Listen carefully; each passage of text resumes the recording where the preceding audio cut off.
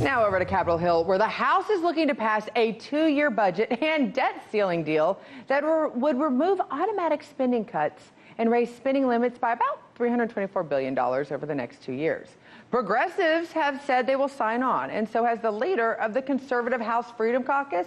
So is either side really getting what they want? Well, I got to bring in our 360 view. We turn to our political panel. Attorney and former Georgia state lawmaker LaDawn Jones and Ted Harvey from the Committee to Defend the President. Thank you for joining me, ladies and gentlemen.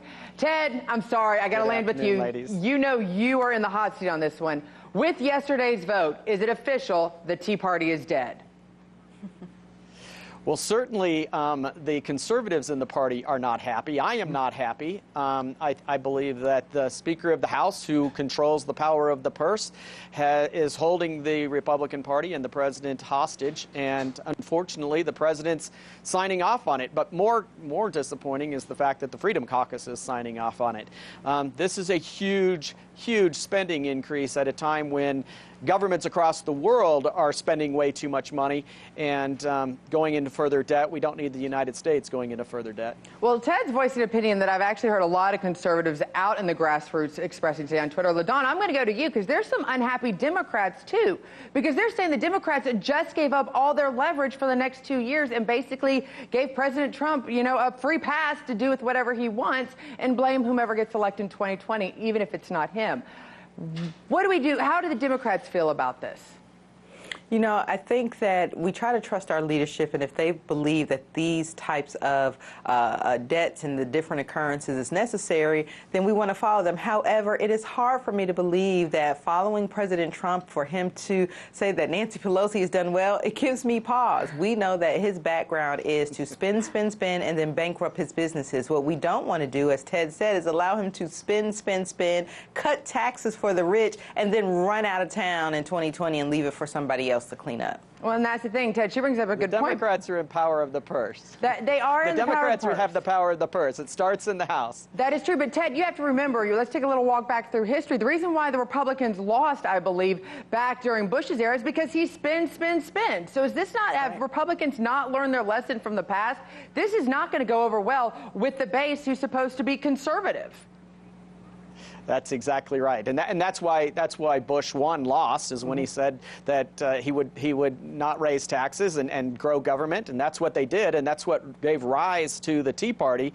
If we are going to keep our base and motivate our base, we cannot be undermining the #1 fundamental thing that our party stands for, which is a small government and lower taxes and a vibrant economy.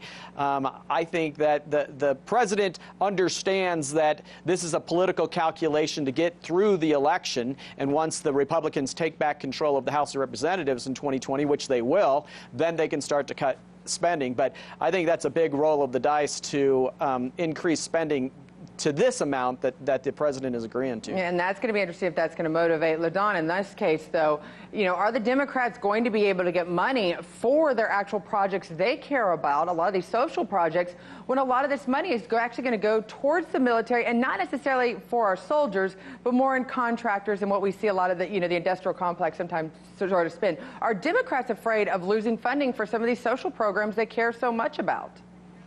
Well, I think they're hopeful that they'll be able to get some of this funding because they are working in a bipartisan measure. But I have to go back to something that Ted said. We have to remember that it was under Obama that they put on these caps, these spending caps, to ensure that we try to keep our deficit down. And it just seems like year after year, Republicans claim to be the ones that try to control spending, but they're always the ones who are spending the most money and increasing the debt. And I think we just need to stop that false narrative. Always. Well, that's the thing. And you look at the debt right here. This is going to be put us in, actually, I think it's a $1 trillion deficit with this new bursting of the ceiling. So, Ted, is the next thing Republicans going to do is basically vote? Are they going to side with Democrats to eliminate the debt ceiling altogether, since neither one of them really care about it, it seems like? Well, I think that's a great question. I think this is similar to the Titanic. When you keep putting this kind of debt on the American people, it will implode. It will sink. It is a mathematical certainty. So as politicians continue to give out free things to constituents in order to buy votes, and in this case, from the Republicans' perspective, get through to the 2020 election and then let's try to fix it, that's only going to make the sinking ship happen faster, in my opinion. And sadly enough, the Titanic went down and it did not spare anyone, and that would be our country. Let's hope it doesn't go that far. Let's avoid the icebergs. Thank you so much for joining me, Ted and LaDon. Hey YouTube, thanks for checking out our channel. We hope you enjoyed the video. We have tons of content for you just like this. For more of RT America's one-of-a-kind news and analysis, be sure to subscribe and never stop questioning more.